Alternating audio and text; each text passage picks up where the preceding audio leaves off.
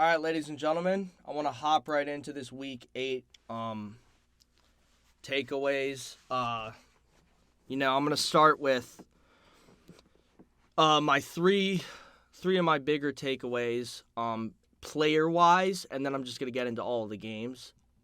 So first, I want to start here, and I'm going to talk about one player from each of these top 5 in terms of rushing, receiving, and passing. First off, I want to talk about Mike White. No one's going to believe me on this because it's absolute bullshit. It sounds like absolute bullshit. It's not bullshit, but I'm sitting in the back with some guys, and I said, Mike White's the GOAT. I think he's the GOAT. Like, literally, I think this is like the second coming thing, like of the Bledsoe Brady thing. Of course, it's a complete joke. Then the guy comes out here on 45 attempts. He completes 37 passes, throws 405 yards. Only throws 2 interceptions, and let's be honest, you're a Jets player at quarterback. You're throwing interceptions more often than not. And throws 3 touchdowns. I was in disbelief, to be honest with you, and they won the football game against Cincinnati, who just railed the Ravens. I was in absolute disbelief. I thought they were going to put up a good fight, but to win and to do it like this? So, Zach Wilson, I don't know, man. Like, I'm not playing with this Mike White guy. Honestly, I'm not. Like, I think he can at least sub in for you guys for the year, in my opinion. I'm not playing on this Mike White guy. Well, I was playing a little bit. It was a complete joke at first, but then he did this, so I think he can. Yeah, Cincinnati's let's not act like their defense is incredible, but I think he can at least be something for the Jets for the meantime. They need to build an O-line badly, but let's not get too deep into the teams. We're going to do that here. I want to get into the rushing here, and if you look here, there's something that really stands out to me. I'm sure it stands out to the rest of you as well. Justin Fields was second in rushing. He had 103 yards on 10 carries, and we all saw that crazy touchdown he had. Their O-line is so fucking horrible, and clearly Matt Nagy doesn't really know what he's doing. But they need to run him a lot more, man. They need to start building a little bit, not like the Ravens, I'm going to say, but they got to start running this guy more. He's an athlete, man. We saw it. So you got to play guys to their strengths, so they need to start running him more. And I thought I saw good stuff from Justin Fields, even though they lost. Wasn't great stuff, but clearly he can run the ball and he's an athlete. Maybe the Niners should have taken him because that's what they're trying to do with Trey Lance. Anyways, here I want to get into one guy specifically. I think, these are all pretty good football players here, but I think A.J. Brown is a guy everybody's been sleeping on recently. Everybody's off the A.J. Brown wave. I know that Derrick Henry's out now, but I am all in on A.J. Brown in fantasy. In fantasy specifically, I'm all in. I'm going to be trying to get him in several leagues. I'm all in on A.J. Brown in fantasy. I think if you look at his numbers, they're a little deceiving. He got hurt. He had decent, I think week 1 and 2, he had like 10 points each. And then he came back and had a 4-point or something. I can't remember. But yeah, he's dependent on deep plays, but I think they're going to be there, especially with Henry out now. They're going to start going to him a lot, man. And he's their wide receiver 1. There's no doubt about it. So I am all in on A.J. Brown in fantasy. I want to get into the team breakdowns now before this becomes a 15-minute video. And we're just going to fly through this because I really want to get to every team. So first we had the Packers-Cardinals Thursday night. We all saw what happened. A.J. Green fucked it. Panthers-Falcons, it was kind of a bland game. But I think, Gilmore had the interception at the end. Panthers, they're a good football team, in my opinion. I still think they're a good football team. Once they get McCaffrey back around, that guy is so good at football that once they get him back, if considering he's good to go, it's going to be good for them. Obviously, the Falcons are an absolute mess. So I think the Panthers can still squeak out maybe 10 wins. I still think that for sure. People are out on the Panthers right now, but I still think they're a capable team. Titans-Colts, this was a really close one. I think Wentz had another horrible interception. I looked. I think he only has 2 interceptions on the year, even though they're both 2 of the worst interceptions I've ever seen in my life. But 34-31, they almost won the game. It was an OT game, obviously, and there's not much. I think these are two pretty good football teams. Obviously, the Henry loss is going to kill the Titans. So if you're a Colts fan, the outlook is pretty good for you. You're probably going to win the division. So I'm happy if I'm a Colts fan, even though I lost to the Titans, who's my other key rival in the division. Bills, Dolphins, it was a bland game the entire time, and then the Bills finally ran away with it. I think the Bills are definitely Super Bowl contenders. I think they have a really good football team. I think they're well run. I think McDermott really knows what he's doing. I'm a little concerned about the Dolphins at this point. They've lost, I think, 7 or 8 straight, and it doesn't look like anything's really working it there anymore to me. And, you know, it's unfortunate for them. If I'm a Dolphins fan, I'm down bad. I really want Deshaun Watson. I'm praying to God that he beats his charges and that he's in a Dolphins uniform, because that's the only thing that can really save them right now.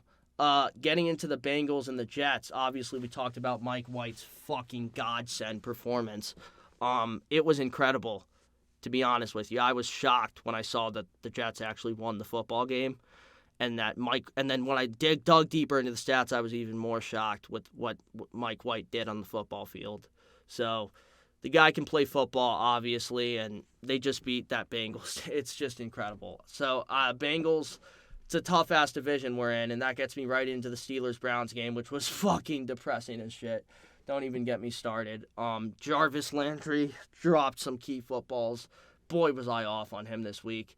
Odell he was hurt, but whatever. Chubb didn't look great, but the O-line was a mess, and I thought Baker was really giving us some life. I thought Baker played a pretty good football game, and everybody else just kind of fucked up. Defensively, we were fine. It's just you can't score 10 points against them. This is a defensive team. You can't let them do it like that. So I think we're really missing Hunt right now in terms of receiving work as a running back, and they need to start using Chubb a little bit more in the receiving game. But this is going to be a very tough division, and we're going to see who wins it. Let's get right into this Eagles-Lions game. I feel so bad for Dan Campbell in one sense. I do think he's a good guy, obviously. I think he is an inspirer of the team, but after a loss like this at home, I don't know, man. I don't know. Obviously, they're done for the season. They've been done for the season since a while ago, but just looks really bad for them. The Eagles, on the other hand, wow. It looks like the Ertz move makes sense. And I think, wow, they just railed them. If you looked at what Jalen Hurts did, he had like 12 fantasy points. They beat him 44-6, and he had 12 fantasy points. I was shocked. So the Eagles, damn, I guess that division is actually pretty tough. And then we got Rams-Texans. This was the other fucking blowout. It was basically a blowout. It was 38-0 at one point, I think, and then they put up 22 points. But basically a blowout. And we know Cooper Kupp was sent from heaven to save people. It's obvious at this point. The guy didn't even have any touchdowns, and he had 24 fantasy points in my league. So that guy was sent from God. And then we have the Texans. And the Texans, man, I don't know, man. I think they can turn it around quick if they dish Watson the right way. I think they could turn this around quickly because they got Bill O'Brien out. That guy was literally a cancer.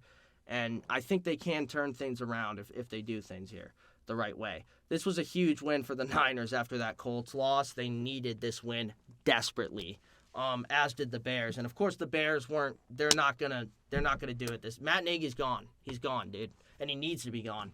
But the Bears, or the Niners, I like the win. It's just your division's really tough. We're gonna see what you can even do. I don't know if you'll make the playoffs this year, to be honest with you. What do you have, 3 wins?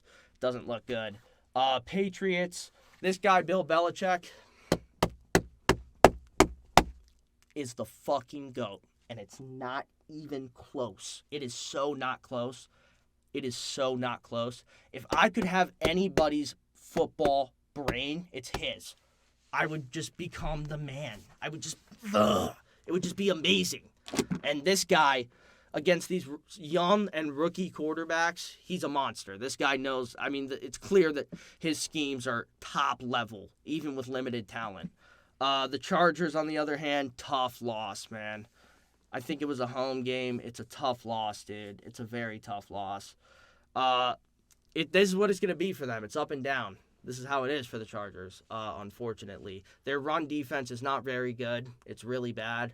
And when you can't stop the run, that ends up affecting the pass as well. And you can't get into these shootouts every week in this league and expect to win most of them unless you have Mahomes. And even then, you can't get into these shootouts. Seahawks absolutely railed the Jaguars. It was just a boring game to watch, let's be honest. Urban Meyer doesn't fucking know what he's doing. He really rode the Florida and Ohio State train as far as he could and then got an NFL job, and obviously he doesn't know what he's doing. Trevor Lawrence didn't look particularly good. He had some poor throws. I thought it was going to be a tough game for him just because he was in Seattle. But, yeah, what a win for the Seahawks with Geno Smith. And they got Russell Wilson coming back possibly in 2 or 3 weeks. This is huge for the Seahawks. As I said, that's the toughest division in football. That and the Browns division probably is the toughest division in football. So, yeah, the Seahawks could really do some damage if they win these divisional games. Getting into the Bucks and Saints, yeah, that Brady pick six was... It was, on one hand, it was really good to watch because I've talked down on Brady in my past. But the guy is just, he's the ultimate winner. There's nothing we can say about it anymore. He's the GOAT, unfortunately. And, yeah, the pick six was awesome to watch, but he's just going to do it in the playoffs again, to be honest with you, probably. So, have fun with that shit.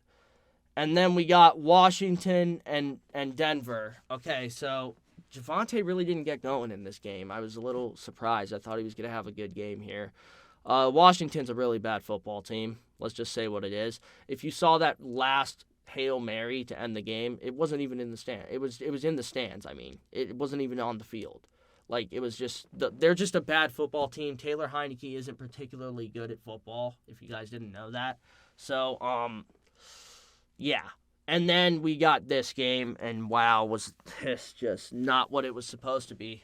Everybody was expecting, hey, and I think if Dak plays, maybe this becomes more of a shootout game, but this was not what it was supposed to be. Boy, is Kirk Cousins just a nightmare in primetime. I can't even, it's just, I can't believe it. This guy, oh my God.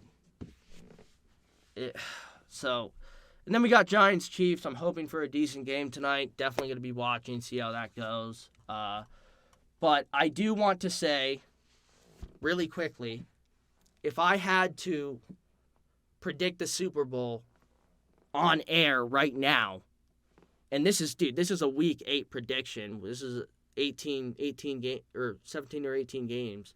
So, plus playoffs, of course. I would say it's between, in the NFC, it's very difficult for me. It's between these Tampa Bay Buccaneers who, yeah, they didn't have Gronk or AB. Watch out for them. Please watch out for them. And then also, I think the Rams, with the Von Miller trade, are going to be a really, really good football team. They're already a really good football team. They have the best line player in the NFL, defensive line player, and the best secondary player in the NFL. And they got Matt Stafford instead of Jared Goff, and Cooper Kupp is God, and Robert Woods can play football, and so can Van Jefferson. And when Higbee wants to, he can a little bit too, and McVay knows what he's doing. So I really think the Rams could go to the Super Bowl this year again. If it's not them, I think in the NFC it's probably these guys again. God, I hate them. But I think the Cardinals, I'm not buying it. Maybe the Packers, but it's just like, is he ever going to get over the Brady hump? In the AFC, it's way more up for grabs, so it's really tough to say in the AFC. But if I had to say one team I think that's been better than the rest in the AFC, I would say the Bills. I really have liked what I've seen from them week to week. I think they're really playing it week to week. And from what I've seen, they've been the best team in the AFC. Anyways, guys, that's going to be it for the video. If you enjoyed, please leave a like. If you're new, please subscribe.